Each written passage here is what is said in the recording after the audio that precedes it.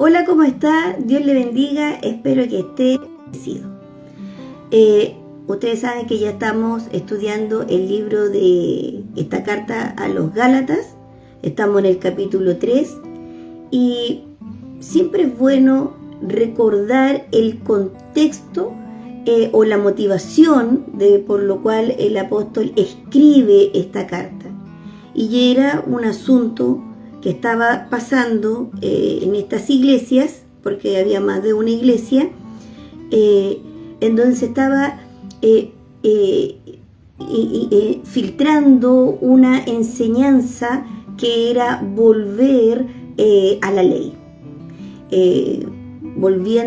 Lo hacían a los que ya habían creído en Cristo, le estaban enseñando nuevamente a atender la ley como antes, empezando por la circuncisión y así la seguidilla de todas esas reglas que había. Entonces el apóstol Pablo comienza a escribir, a sacudir a la iglesia, a decirles que ya estamos en Cristo y empieza a enseñar la diferencia, a esclarecerles, a predicarles nuevamente el evangelio, volver a enseñarles para que no caigan en esto que es una falta, porque es como decir que faltó algo más a Cristo para poder salvarnos, ¿sí? Entonces, por eso no hay que perder de vista el contexto de lo que vamos estudiando, porque cuando estudiamos verso a verso un libro de la Biblia, siempre es importante estar recordando el contexto por lo cual fue escrito y así no nos vamos por las ramas, por decir, y entendemos la enseñanza que el Señor nos quiere dar. Bueno, estamos en el capítulo 3 y voy a leer desde el verso 23. Y dice: pero antes de que viniera la fe, estábamos confinados bajo la ley, encerrados para aquella fe que iba a ser revelada. O sea, antes de que viniera la fe, estábamos confinados bajo la ley. O sea, la fe viene cuando viene Cristo, cuando viene nuestro Salvador. Él viene a justificarnos por medio de su sangre y del sacrificio que Él hizo. Pero antes de que viniera Cristo, nosotros o el pueblo estaba sometido a la ley. Pero aquí lo esclarece en el verso 24. De manera que la ley ha sido nuestro tutor, o en alguna versión dice un ayo, que quiere decir un tutor, para llevarnos a Cristo, a fin de que fuéramos justificados por la fe. Entonces, antes de que viniera Cristo, sí estaba la ley, se había hecho la ley, pero la ley era un tutor, era un ayo, para señalarnos lo que era pecado. Era solamente para indicarnos lo que a Dios no le agradaba. Pero ahora vino Cristo, y miren lo que dice en el verso 24, de manera que la ley ha sido nuestro tutor para llevarnos a Cristo. ¿Cómo nos puede llevar a Cristo? Lo que pasa es que la ley era un indicador de lo que le desagradaba a Dios. Nos señalaba, nos mostraba lo que era pecado. Por eso el pueblo, todos los años, cuando adoraban al Señor en el culto, ¿cierto? Cada año tenían que presentar un cordero que tenía que ser sacrificado para expiación de los pecados, porque sencillamente no podían cumplir la ley. Se daban cuenta, por medio de este tutor, de este ayo que era la ley, se daban cuenta de que faltaban a la ley, no la podían atender, pecaban, se daban cuenta por el tutor, por la ley, que había pecado, por lo tanto tenían que ser redimidos por la sangre de un cordero pascual cada año. Entonces, ¿qué es lo que hacía la ley? ¿Qué es lo que hacía el tutor? Decirnos, somos pecadores. ¿Se dan cuenta que no la podemos cumplir? Somos pecadores. No la podemos cumplir. Por lo tanto, tenemos que adorar al Señor y llevar a un cordero que ellos seleccionaban, que tenía que ser perfecto, que no tenía que cumplir más de un año, y que la sangre de ese cordero iba a limpiar nuestros pecados. Y eso es lo que tenía que hacer el pueblo cada año. Pero ¿qué es lo que en realidad estaba señalando la ley, el tutor, antes de que venga la fe por medio de Cristo? Que somos pecadores y que necesitamos un Salvador. Por eso dice en el verso 24, de manera que la ley ha sido nuestro tutor para llevarnos a Cristo, a fin de que fuéramos justificados por la fe. O sea, que reconociéramos que nosotros no podemos estar limpios, sino que necesitamos un Salvador. Si no, íbamos a pasar la vida siempre estar sacrificando el cordero, hasta que viene Cristo, hasta que viene la fe, porque Él es el autor y consumador de la fe. Por eso dice, pero antes de que viniera la fe, porque la fe viene con Cristo, porque Él es el autor y consumador de la fe. Entonces, necesitamos un Salvador. El tutor, la ley, nos llevó a Cristo porque nos hizo reconocer de que necesitamos un Salvador. Verso 25. Pero al venir la fe, no estábamos ya al cuidado de un tutor. Cuando viene Cristo, ya no tenemos necesidad de este tutor, de esta ley. ¿Se dan cuenta que Pablo está separando los tiempos? Que Pablo dice, sí, antes de que viniera de Cristo había un tutor que era la ley, pero la ley no era para salvación, era para indicarnos que éramos pecadores.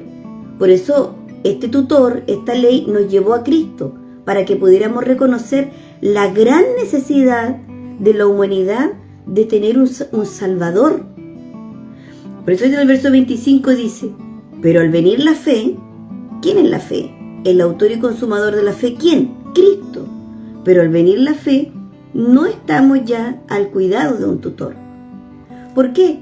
Porque cuando viene Cristo, Él nos justifica, Él nos da una fe, Él nos regala una fe, porque la fe es un don, un regalo de Dios. Él nos da una fe para creer,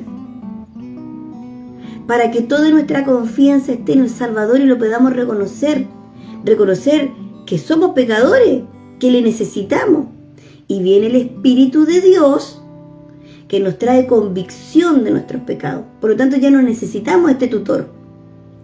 Verso 26.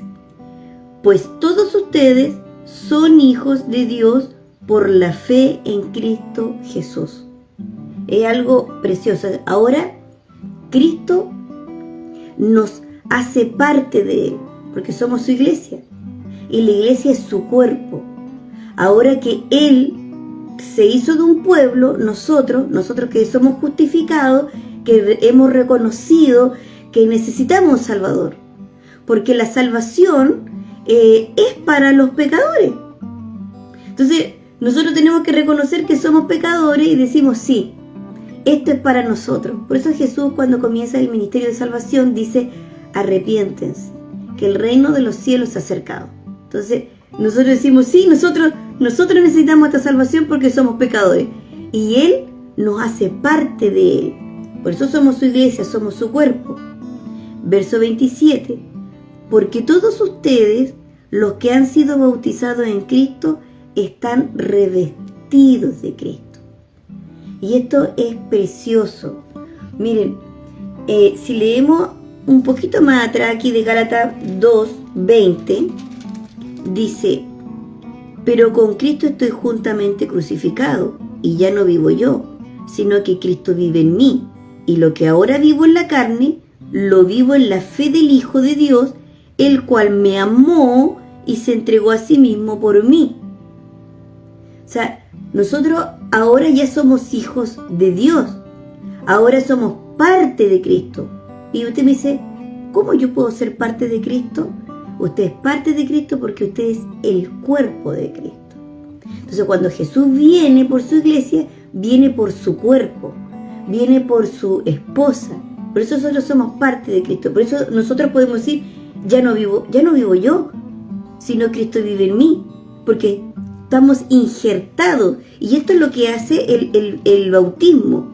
Por eso dice en el verso 27, porque todos ustedes, los que han sido bautizados en Cristo, qué importante, hermano, ser bautizados en Cristo, porque el ser bautizado en Cristo es este gesto espiritual, físico, que está diciendo: yo soy el cuerpo de Cristo. El bautismo es que nosotros morimos con Cristo, fuimos sepultados con Cristo y resucitamos con Cristo. Eso es el bautismo. Hermano, si usted ha reconocido a Cristo como su Señor y Salvador, si usted dijo por obra del Espíritu Santo, reconoció sus pecados y se va a los pies de Cristo y dice: yo necesito esta salvación, perdóname, Señor, y aún no se ha bautizado, hermano, sea diligente, vaya donde su pastor, vaya a su iglesia local, a su congregación, y con urgencia pídale a su pastor: yo quiero hacer esto, yo quiero ser lo que dice la palabra. Los que hemos sido bautizados en Cristo, somos revestidos de Cristo. Por favor, con urgencia, bautícese. Es parte del redimido este acto seguido de ser justificado, acto seguido de habernos arrepentido y reconocer a Cristo, es el bautismo. Porque en el bautismo somos revestidos de Cristo. Nosotros hemos sido muertos con Cristo, sepultados con Cristo y resucitados con Cristo. Eso es lo que pasa en el bautismo. Verso 28. Ya no hay judío ni griego. Cuando dice esto, es que está diciendo: ya no hay judíos ni no judíos. ¿Ya? Porque la humanidad completa se compone de judíos y de no judíos. Entonces eso es lo que está diciendo. Ahora somos iglesias. Ahora estamos unidos. Antes algunos eran judíos, antes algunos eran no judíos, griegos, gentiles, como quieran decirle. Pero una vez que viene Cristo a nuestras vidas, cuando el Espíritu Santo hace una obra, por medio de la predicación del Evangelio y la obra del Espíritu Santo, cae en nuestras vendas, reconocemos que somos pecadores, nos arrepentimos, necesitamos a nuestro Salvador, ahora somos su iglesia. Antes podría decir: yo era un gentil, antes yo era un griego, un no judío, antes podían decir otro, era judío, pero ahora somos su iglesia.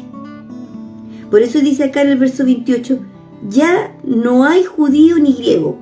Una vez que el autor y consumador de la fe viene, ya no necesitamos el tutor de la ley, ya no somos judíos ni gentiles, ahora estamos unidos, somos su iglesia, somos su cuerpo, somos su novia, estamos injertados en él. Y cuando Cristo venga, viene por su cuerpo, viene por nosotros. Por eso dice aquí, ya no hay judío ni griego, no hay esclavo ni libre, no hay varón ni mujer, sino que todos ustedes son uno en Cristo Jesús. Y es precioso. Le preguntan a un joven que es de nacionalidad israelita, judío, porque vive en la provincia de Judea, ¿cierto? Y le dicen a él: ¿cuál es la diferencia? Porque él es un seguidor de Cristo, y le dice: ¿cuál es la diferencia de cristianos y mesiánicos? ¿Cuál es la diferencia? Y el joven dice: la verdad, en el idioma. Es la única diferencia, que cristiano viene de la palabra Cristo, que es una palabra griega que significa Salvador, ungido, ¿cierto? Un ungido, un Salvador, el Rey, que sabemos que es Jesús. Y mesiánico, Mesías, está en hebreo, y Mesías significa ungido, Salvador, Rey. Entonces, cuando una parte del cuerpo de Cristo dice: somos cristianos, lo están diciendo: somos de Jesús, en griego. y la otra parte del cuerpo de Cristo que dice: somos mesiánicos, que está diciendo: somos de Jesús o de Yeshua, ¿sí? En hebreo. Por lo tanto, me gustó tanto la aclaración, porque no hay ninguna separación, porque tanto cristianos mesiánicos somos todos la iglesia de Cristo, lo podemos decir en distintos idiomas, ¿cierto? Jesús se entiende claramente cuando le llaman a Él por medio de la fe y por la obra del Espíritu Santo, y citan su nombre, en su nombre, lo digan Jesús, Jesus, Yeshua, Jesús. Él va a entender que están invocando su nombre, el nombre por el cual es invocado y todos somos salvos. Entonces, aquí lo que está diciendo el apóstol Pablo, que una vez que viene Jesús, el autor y consumador de la fe, una vez que viene la fe, ya no necesitamos el tutor de la ley, porque ahora somos guiados, somos esclavos de la justicia, guiados por el Espíritu de Dios. Ya no hay griego, ya no hay judío, hombre, mujer, esclavo, libre, sino que ahora somos la iglesia. Y mira, vamos a cerrar con este verso 29 y cerramos con el capítulo 3 de Gálatas, que dice así: y si ustedes son de Cristo, ciertamente son linaje de Abraham, según la promesa, herederos. Y esto de verdad que lo encuentro un deleite, un manjar. Esta palabra, los que son de Cristo son del linaje de Abraham.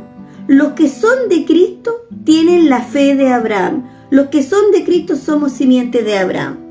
Y lo vamos a confirmar con Romanos 4:13. Dice: porque la promesa dada a Abraham y a su descendencia en cuanto a que recibiría el mundo como herencia, no le fue dada por la ley, no fue dada por este tutor o por este ayo, sino por la justicia que se basa en la fe. Es precioso.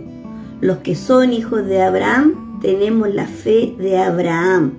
Somos su linaje porque esta promesa Dios se la dio a Abraham en este formato, en formato de promesa y no por la ley. ¡Qué precioso! Dejémoslo hasta aquí, hermano. Si Dios lo permite, si así lo quiere, nos vemos mañana. God bless you. Shalom. Dios abençoe. Y recuerde que Jesús viene pronto por su iglesia. Maranata, hermano.